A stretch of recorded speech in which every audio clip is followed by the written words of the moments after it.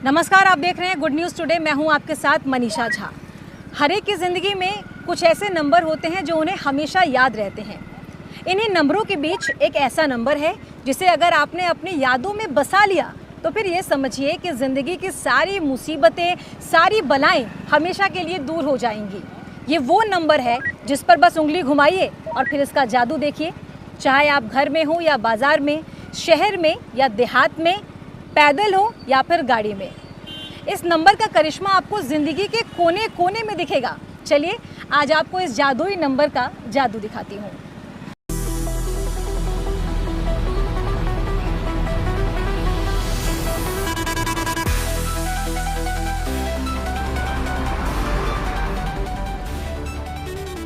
उत्तर प्रदेश यानी यूपी, देश का सबसे बड़ा राज्य जहां 24 करोड़ लोग रहते हैं, यानी पूरे पाकिस्तान के बराबर अकेला ये यूपी है। अब जाहिर है जब आबादी इतनी बड़ी होगी तो क्राइम और क्रिमिनल से निपटना भी उतना ही मुश्किल।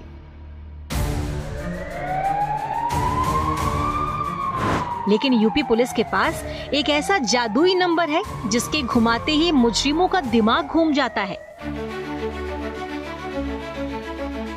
आप यूपी के किसी भी कोने में हो, बस इस एक नंबर को अपने दिमाग के कंप्यूटर में फिट कर लीजिए, फिर इसका जादुई असर देखिए। इस नंबर का करिश्मा आप देखें और समझें, उससे पहले बस 2 तस्वीर आपको दिखाती हूँ।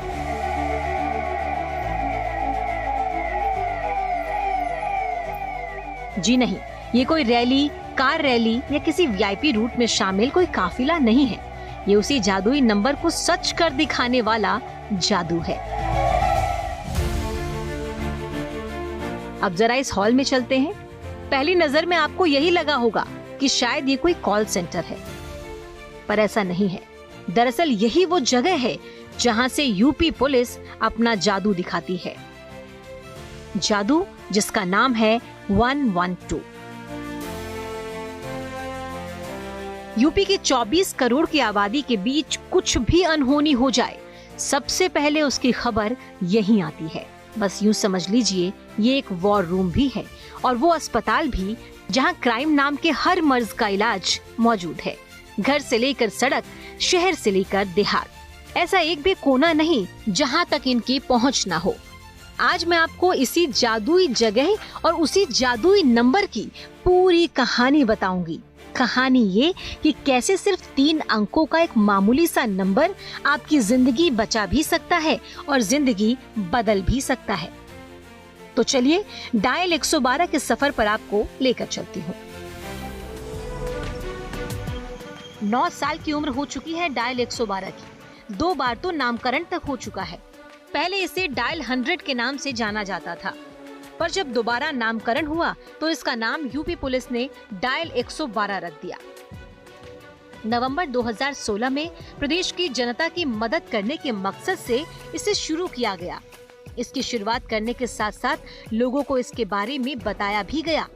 धीरे धीरे प्रदेश की जनता ये समझने लगी कि उनका एक नया साथी, एक नया दोस्त, एक नया मददगार उनके शहर आ चुका है। परेशानी में जब भी कोई मदद के लिए इन्हें पुकारता, ये 40 मिनट के अंदर पहुंच जाया करते।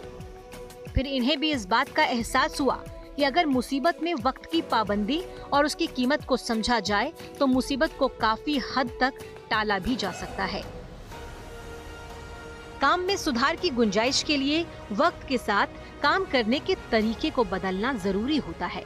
2016 में जब मदद के लिए कोई कॉल आया करती थी तो हेडक्वार्टर में बैठा कॉल टेकर यानी फोन उठाने वाला पहले उस शख्स की परेशानी सुनता था, फिर उसकी लोकेशन पता करके घटना वाली जगह के सबसे पास वाले थाने को सारी जानकारी देता था और उस फरियादी का केस सबसे पास वाले स्टेशन में ट्रांसफर कर देता था। इस काम को करने में अच्छा खासा वक्त लगता था। यहीं से इसमें बेहतरी की गुंजाइश नजर आई। यहाँ काम कर रहे कर्मचारियों और अधिकारियों से बात करके ये तय किया गया कि इस निकलते वक्त को रोकना पड़ेगा। इमरजेंसी या किसी भी बुरे वक्त में सबसे ज्यादा जरूरी वक्त ही होता है। वक्त और टेक्नोलॉजी के बदलने के साथ साथ डायल 112 ने भी अपने काम करने के तरीके को मॉडर्नाइज किया। तकनीक का इस्तेमाल कर किसी भी कॉल की जानकारी मिलने के 1.5 मिनट के अंदर गाड़ी निकल जाती है और 7 मिनट के अंदर शिकायतकर्ता तक पहुंच जाती है। ये दुनिया की बेहतरीन पुलिस रिस्पांस टाइम में से एक है। दुनिया की बेहतरीन स्कॉटलैंड और न्यूयॉर्क पुलिस का भी रिस्पांस टाइम 7 मिनट ही है। पूरे उत्तर प्रदेश में आपकी मदद के लिए महज 7 मिनट में पहुंचने वालों के पास पहुंचाने के लिए आपको मैं 3 जगह ले चलूंगी। सबसे पहले लखनऊ लिए चलती हूँ। ये यूपी पुलिस डायल 100 का हेडक्वार्टर है। इसके अलावा गाजियाबाद और प्रयागराज में 2 और हेडक्वार्टर हैं। इन्हीं हेडक्वार्टर्स पर किसी भी शिकायतकर्ता की पहली कॉल कनेक्ट होती है। पीड़ित की शिकायत दर्ज होते ही एक इवेंट नंबर पूरी डिटेल के साथ जनरेट होता है। इन हेडक्वार्टर से एक साथ 4 जगहों पर मैसेज भेजा जाता है। सबसे पहला मैसेज नजदीकी पुलिस वैन तक पहुंचता है, दूसरा उस जिले के कंट्रोल रूम तक, तीसरा पुलिस वैन पर निगरानी रख रही पुलिस की डिस्पैचर टीम यानी जो डायल 112 की गाड़ियों को घटनास्थल पर भेजेगा उनको। संबंधित थानेदार के साथ साथ रेंज और जोन के कंट्रोल रूम को भी हर इवेंट का मैसेज जाता है। ये चारों मैसेज एक साथ इन जिम्मेदारों तक पहुंचते हैं। पुलिस वैन की निगरानी रखी जाती है कि वो सही समय पर सही जगह पहुंच तो रही है। एक सेकंड का पूरा हिसाब रखा जाता है। एक प्रदेश एक नंबर, इस योजना के तहत उत्तर प्रदेश में लागू किया गया 112 की इमरजेंसी सेवा कैसे काम कर रही है उसको हम आप उनके हेडक्वार्टर से दिखाते हैं। ये वो सेवा है जिसके जरिए लोगों को न सिर्फ इमरजेंसी में मदद मिल रही है, चाहे वो इमरजेंसी किसी सुनसान सड़क पर हो या फिर अपराधियों से घिरे हुए पीड़ित की पुलिस से मिलने वाली मदद हो। कॉल खत्म होते ही सिस्टम अपने आप पुलिस वैन को मैसेज भेज देता है। जैसे ही 112 मुख्यालय से इवेंट का मैसेज पुलिस रिस्पांस व्हीकल यानी पीआरवी को मिलता है, वो 30 सेकंड के अंदर उस पर काम करना शुरू कर देती है और अगले 30 सेकंड में घटनास्थल के लिए रवाना हो जाती है।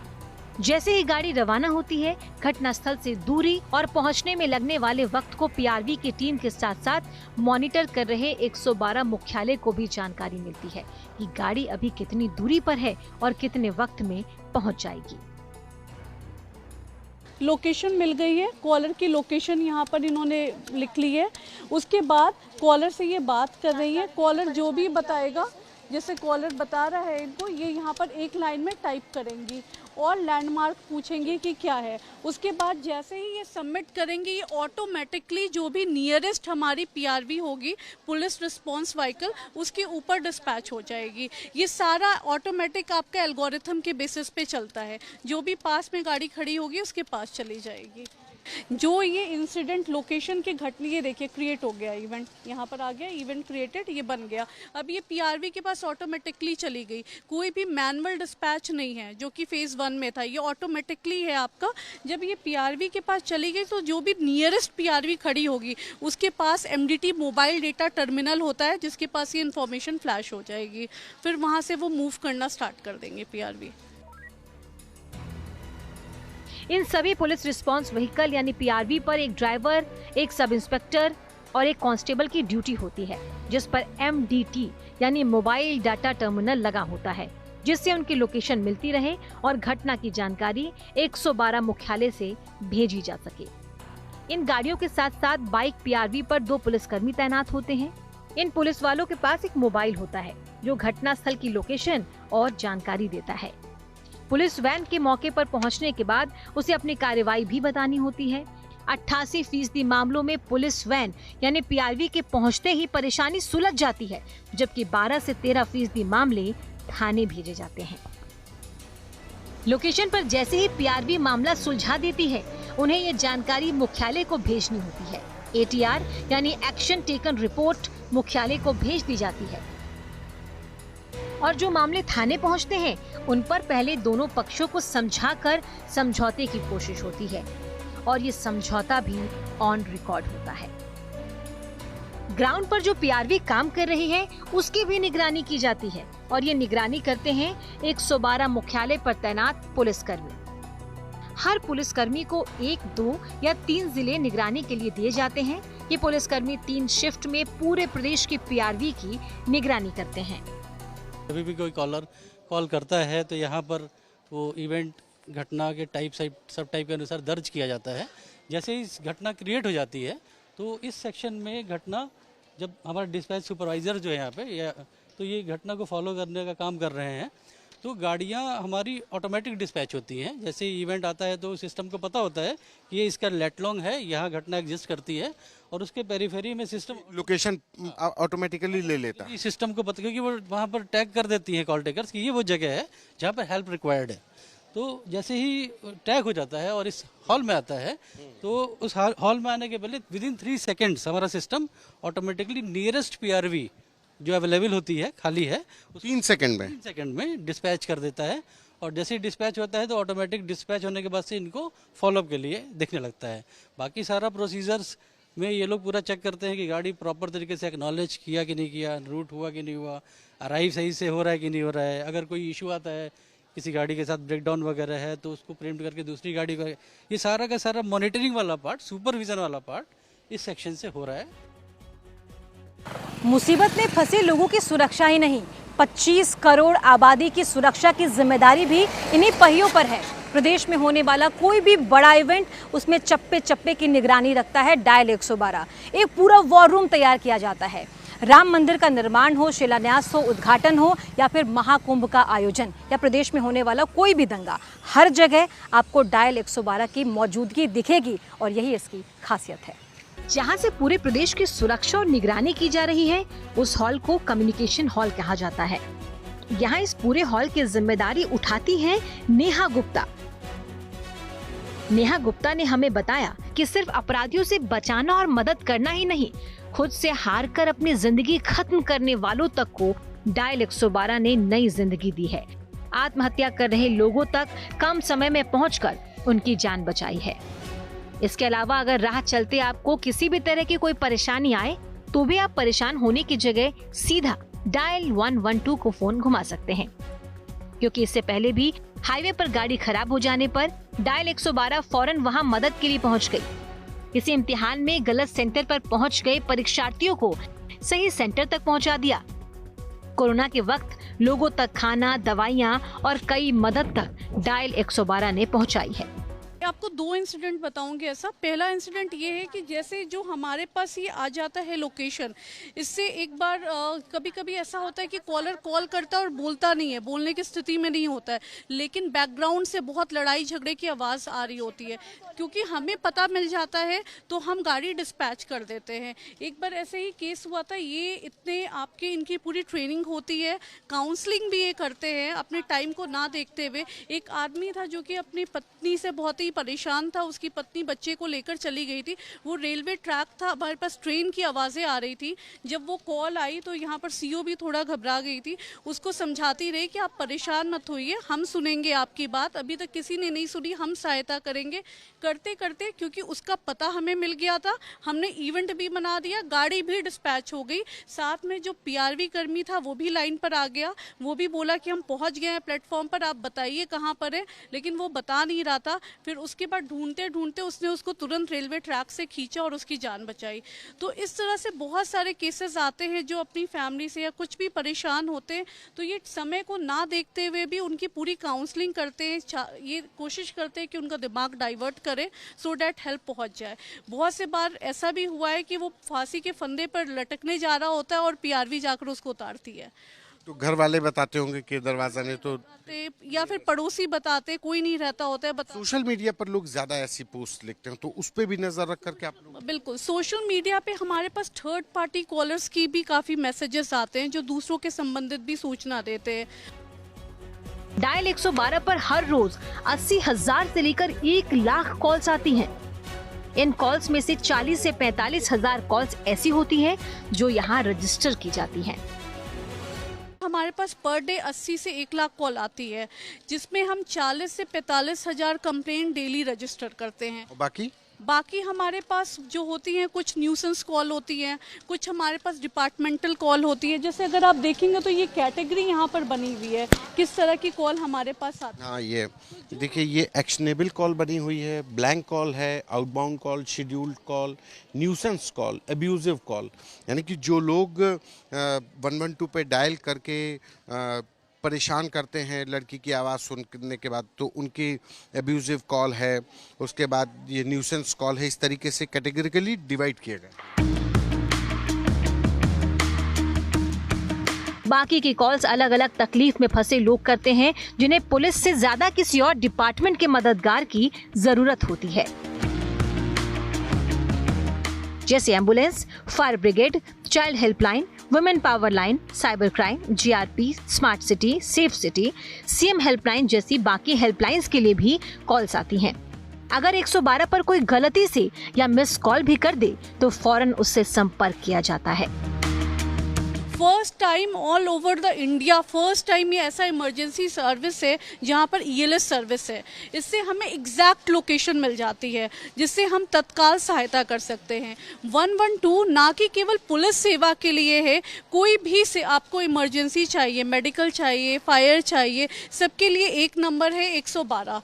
ये इंटीग्रेटेड सर्विसेज है, सब कुछ ऑटोमेटेड है। जब भी कॉल आता है आप सिस्टम पर देखेंगे दूसरी तरफ मैप है जहाँ पर ऑटोमेटिकली वो लोकेशन आपका लोकेट हो जाता है। इनके पास ये फॉर्म होता है जिनसे ये समस्या पूछती हैं। हमारे पास 1000 एसओपी डिजाइंड है आपका डिस्प्यूट का, मर्डर का, फीमेल हरासमेंट का, एक्सीडेंट का। अगर एक मेजर एक्सीडेंट हम कहें जो होता है तो जहां पर आपको तीनों ही गाड़ियों की आवश्यकता होती है, पुलिस चाहिए, फायर चाहिए, मेडिकल चाहिए, तो कॉलर को ये बताने की आवश्यकता नहीं होती, सिटीजन को ये बताने की आवश्यकता नहीं होती। हम मेजर अगर एक्सीडेंट का चयन करेंगे ऑटोमेटिकली तीनों गाड़ियां उसके पास डिस्पैच हो जाएंगी। कॉल या मिस कॉल ही नहीं, सोशल मीडिया के जमाने में डायल 112 भी इस चीज को समझ चुकी है कि परेशानियां कहीं से भी आ सकती है और उसका समाधान भी करना होगा, और उस पर काम करना भी इन्हीं की जिम्मेदारी है।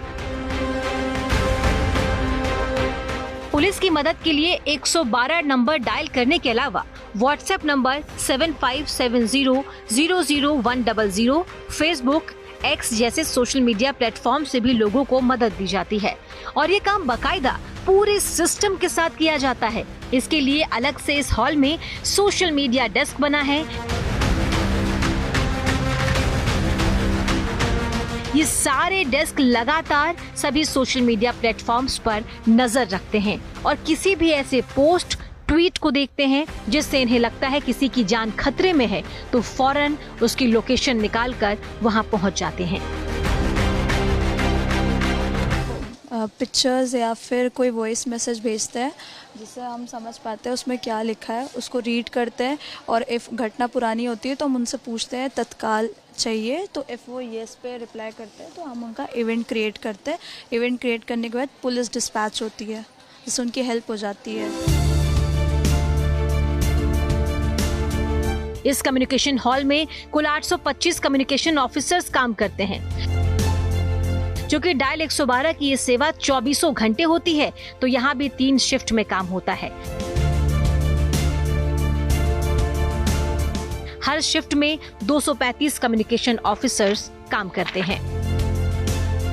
कभी कभी देखिए इमरजेंसी सेंटर है, बहुत सारे टाइम आप ऐसी सिचुएशन में होते हैं जहां पर आप कॉल करके इमरजेंसी नहीं बता पाते हैं अपनी, या फिर आपके पास कोई एविडेंस होता है, कोई वीडियो होता है या ऑडियो होता है जिसको भी आप शेयर करना चाहेंगे। तो इस time social media leading platform है, तो हमारे पास सारे ही सोशल मीडिया लीडिंग प्लेटफॉर्म पर आप फेसबुक है, व्हाट्सएप है, ट्विटर, इंस्टाग्राम, सब पर आप इमरजेंसी ले सकते हैं। तो हमारे अभी जो सबसे ज़्यादा होता है वो व्हाट्सएप एंड ट्विटर पर होता है। तो इन केस अगर आप कहीं पर ऐसी सिचुएशन पर हैं जहां बोल नहीं सकते, कॉल नहीं कर सकते, वहां पर भी आप आपात सहायता का उपयोग कर सकते हैं व्हाट्सएप, ट्विटर, इंस्टाग्राम और हमारे सारे सोशल मीडिया प्लेटफॉर्म के द्वारा। एक शिफ्ट में हमारा जैसे मॉर्निंग, इवनिंग और आपका नाइट है, तो इवनिंग हमारा सबसे पीक टाइम होता है जिसमें 8 बजे से लेकर 11 बजे तक सबसे ज़्यादा कॉल आती है। तो उसमें हम सबसे ज़्यादा रोस्टरिंग करते हैं जिसमें अप्रॉक्स हमारे पास 260 के करीब लोग लॉग इन रहते हैं। नाइट हमारा लीन टाइम होता है जिसमें इतने लोग नहीं होते, तो उसमें 110 लोग होते हैं आपके। मॉर्निंग में भी हमारा 235 ऐसे होता है। प्लस अगर हम होली और फेस्टिवल पे अगर हम बात करें तब तो फिर आपके होली और दिवाली पे अगर हम बात करें तो होली और दिवाली में जस्ट जैसे मैंने आपको बताया 45,000 कंप्लेन रजिस्टर करते हैं।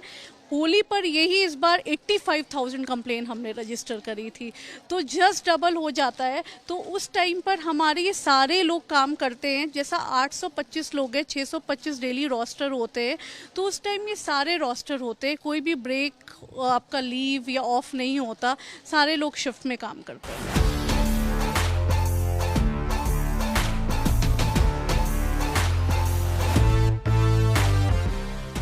हर डेस्क पर 2 सिस्टम लगे हैं।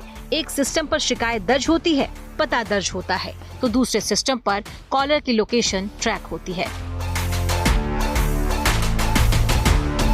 अगर कोई पता नहीं बता पाता तो सिस्टम अपने आप गूगल लोकेशन लेकर शिकायतकर्ता का लोकेशन ट्रैक करती है और उस तक पहुंच जाती है। इस काम को करने के लिए पूरे प्रदेश में डायल 112 की कुल 6,278 गाड़ियां हैं, जो हर शहर, गांव, गलियों, चौराहों पर तैनात की गई हैं। इन गाड़ियों में 4,278 4 पहिया वैन्स हैं, जबकि 2,000 बाइक्स हैं।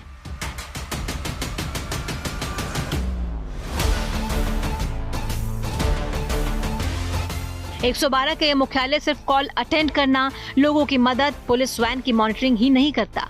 ये हॉल किसी वॉर रूम से कम नहीं। किसी भी आपात स्थिति में पूरे प्रदेश पर नजर रखने के लिए इमरजेंसी रिस्पांस केंद्र या फिर वॉर रूम का काम करता है। ये एक ऐसा सिस्टम है जिसका इस्तेमाल उत्तर प्रदेश पुलिस के साथ साथ सेंट्रल एजेंसीज भी करती हैं।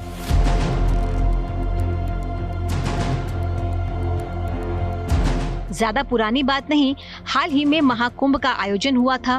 पूरे कुंभ क्षेत्र की व्यवस्था, सुरक्षा की निगरानी इसी वॉर रूम से की जा रही थी।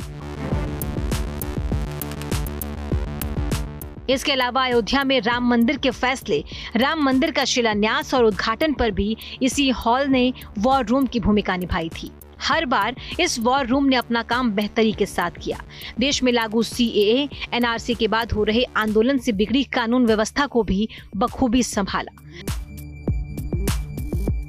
हर परिस्थिति पर नजर रखने के लिए उत्तर प्रदेश पुलिस के साथ साथ आर्मी, मेडिकल, NDRF के कोऑर्डिनेशन के लिए ये वॉर रूम काम करता है। आम दिनों में भी ये शहर शहर अपनी नजर गड़ाए रखता है। हम इस समय पर 112 के इस वॉर रूम में मौजूद हैं, जहां पर ये इमरजेंसी ऑपरेशंस सेंटर है, जहां पर सिर्फ डेटा एनालिटिक्स होता है कि कैसे 112 की गाड़ियों की मॉनिटरिंग की जाए, कैसे इनका काम चल रहा है, ताकि लोगों को जल्द से जल्द 112 पहुंचे भी और 112 के काम में किसी भी तरीके की कोई समस्या ना आए। इतना ही नहीं, लखनऊ जैसे स्मार्ट सिटी में जहाँ पे स्मार्ट सिटी सेफ सिटी का प्रोजेक्ट चल रहे हैं, वहाँ के कैमरों पर भी यहीं से नज़र रखी जा रही है। इंतज़ाम इस तरीके से हैं कि जब भी कोई नेचुरल कैलेमिटी हो, कोई ज़रूरत पड़े और सेंट्रल एजेंसी, चाहे वो NDRF हो, आर्मी हो, उसको ज़रूरत पड़े कोऑर्डिनेशन के लिए, तो वो इसी रूम में, इसी को वॉर रूम से पूरे ऑपरेशन को अंजाम दिया जा सके। कैसे और ये काम होगा, इसी को हम समझते हैं। ये इस पूरे वॉर रूम से डेटा एनालिटिक्स और ये CCTV के जरिए निगरानी रखी जाती है। पूरा ऑपरेशन अगर हम समझें इस रूम का, इमरजेंसी ऑपरेशन सेंटर का, तो कैसे काम कर रहा है और आप लोग किस तरीके से डेटा एनालिसिस करते हैं? अगर हम इमरजेंसी ऑपरेशन की बात करते हैं तो जैसी कोई आपदा या कोई ऐसी घटना घटित होती है जहाँ पे तुरंत प्रक्रिया की ज़रूरत है, तो वहाँ पे आपने डिस्पैचर हॉल में देखा होगा कि हमारे DS के पास आती है और यहाँ पे भी DS के पास आती है। यहाँ पे जो सुपरवाइजर, शिफ्ट सुपरवाइजर रहते हैं, वो तुरंत उस घटना पे एक्शन लेते हुए समस्त एजेंसियों को इन्फॉर्म करते हैं, टाइमली हर एजेंसी को सूचित करते हैं और सीनियर अफसर को भी सूचित करते हैं और अपनी एक रिपोर्ट बना के वरिष्ठ अधिकारियों को भी सूचित करते हैं। इसके अलावा ये यहाँ पे मॉनिटरिंग करते हैं कि कोई भी घटना ऐसी ना रहे कि जिस पे एक्शन ना लिया गया हो। इसके अलावा आप यहाँ देख सकते हैं तरह तरह के डैशबोर्ड हमने यूज़ किए गए हैं। चलते हुए देखते हैं कि जी, ये कैमरे भी लगे हुए हैं, जी। इन पे भी नजर रखते हैं? हाँ, कैमरे पे भी नजर रखते हैं, क्योंकि अगर कोई सी घटना है या लखनऊ, ये हमारे जैसे लखनऊ का भी आप देख रहे हैं, सेफ सिटी के कैमरे के हम फीड दिखा रहे हैं आपको, तो कोई ऐसी घटना या किसी चौराहे पे ऐसी कोई घटना होती है तो हम यहाँ से भी फीड के द्वारा भी देख सकते हैं कि वहाँ पे क्या स्थिति है। हम वहाँ की स्थिति का आकलन यहीं से हम कर सकते हैं। और इसके साथ ही जो डेटा अब दूसरी स्क्रीन पे हम देख रहे हैं कि ये इवेंट्स हैं 11,559 स्टेट, ये भी इवेंट, जी, ये हमारा लाइव मॉनिटरिंग सिस्टम है, डैशबोर्ड हम इसे कहते हैं। तो यहाँ लाइव मॉनिटरिंग सिस्टम के द्वारा हम ये जान सकते हैं कि कितने इवेंट अभी बन रहे हैं, हमारे जनपद, हमारे प्रदेश का रिस्पांस टाइम क्या चल रहा है। जैसे आप देखेंगे यहाँ 6.13 रिस्पांस टाइम चल रहा है।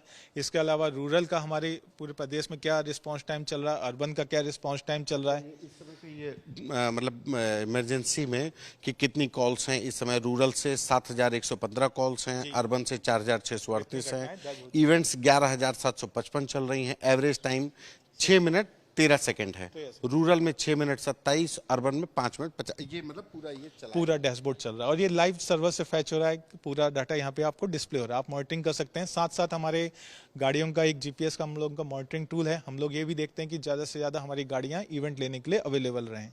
इसके अलावा आप लास्ट कॉर्नर में देख सकते हैं जितने हमारे सर्वर की हेल्थ क्या है, परफॉर्मेंस कैसी है, क्योंकि हमें हाई अवेलेबिलिटी रखनी पड़ती है ताकि सिस्टम हम अप रहें, हम ज़्यादा से ज़्यादा पब्लिक को सर्विस दे पाएँ। यहाँ पे आप देखेंगे अलग अलग तरह के डैशबोर्ड हैं, इनका काम ये है। तो ये अपना काम है, यहाँ बैठा हुआ व्यक्ति सिस्टम को ही मॉनिटर करता है। साथ में जो हमारी टीम है यहाँ पे अलग अलग हैं, जैसे बेल की टीम है, भारत इलेक्ट्रॉनिक्स रूम की तरह से कि कभी इस्तेमाल हुआ है इसका इस्तेमाल पहले। कोविड के दौरान भी हुआ था, कोरोना कोविड के दौरान हुआ है, और आपका सीए वर्डिक्ट और अयोध्या वर्डिक्ट के टाइम में भी यहाँ पे इस्तेमाल हुआ है, और विभिन्न एजेंसियाँ यहाँ आके बैठी थी। आपकी एसएसबी कोऑर्डिनेशन रहता है? हाँ जी, बिल्कुल रहता है, 112 का कोऑर्डिनेशन रहता है। सबसे बेहतर हमने इसका इस्तेमाल कोविड के दौरान किया, क्योंकि कोविड के टाइम में समस्या, जैसे लोगों को राहत चाहिए थी, हेल्प चाहिए थी लॉकडाउन के समय पे, तो इसका इस्तेमाल उस दौरान बहुत अच्छी तरह। लॉ एंड ऑर्डर की सिचुएशन में जब क्रिएट हो जाती है तो सबसे ज़्यादा क्योस भी, पुलिस को भी भेजना है, लोगों को भी बचाना है, जो लोग लॉ एंड ऑर्डर से खिलवाड़ कर रहे हैं वहाँ पर भी पुलिस का रिस्पॉन्स टाइम वो एक बड़ा क्रिटिकल टाइम होता है, तो उसको भी मॉनिटर करते रहते हैं? वो हमारे बैठे हुए शिफ्ट इंचार्ज वो देखते हैं, पुलिस के अधिकारी यहाँ पे राउंड द क्लॉक काम करते रहते हैं। तो ये पुलिस का ये 112 का वॉर रूम है, जिसके जरिए न सिर्फ इमरजेंसी में लोगों को मदद पहुंचाई जा रही है, बल्कि किसी बड़ी आपदा में कैसे यहां से राहत कार्य शुरू होगा ये भी लगातार चलता रहता है। ये वॉर रूम, ये कम्युनिकेशन हॉल, ये कॉल टेकर्स या ऑफिसर्स, ये जो पूरे प्रदेश की मदद करते हैं, ड्यूटी करते हुए कभी कभी ये खुद भी परेशानी में घिर जाते हैं, और इनकी सबसे बड़ी परेशानी है नशेबाज और मनचले। ये मनचले 112 डायल कर लड़की की आवाज सुनकर परेशान करते हैं। रोजाना 10 से 15 हजार ऐसी कॉल्स यहाँ आती हैं, लेकिन बार बार अगर कोई कॉल करता है तो ऐसे नंबरों की डिटेल लेकर उन पर कार्रवाई की जाती है। हमारे पास 7 से 10 हज़ार कॉल ऐसी आती है जो कि आपकी न्यूसेंस कॉल होती है। तो सिंस ये इमरजेंसी सेंटर है तो इससे निपटने के लिए हम ये करते हैं कि जो उनका नंबर होता है, क्योंकि हमें लोकेशन मिल जाता है उनका, तो जो भी उनका थाना होता है हमारा, उनके ऊपर उनकी डिटेल जाती है महीने के बेसिस पे कि इस नंबर से इन्होंने 50 बार या 60 बार न्यूसेंस कॉल की अननेसेसरी, जहाँ पर इनको इमरजेंसी सहायता नहीं चाहिए और इमरजेंसी नंबर का दुरुपयोग किया। तो वहाँ से जो भी चौकी इंचार्ज होता है, जिला पुलिस इलाज करती है, वो करती है, वो जिला पुलिस। हाँ।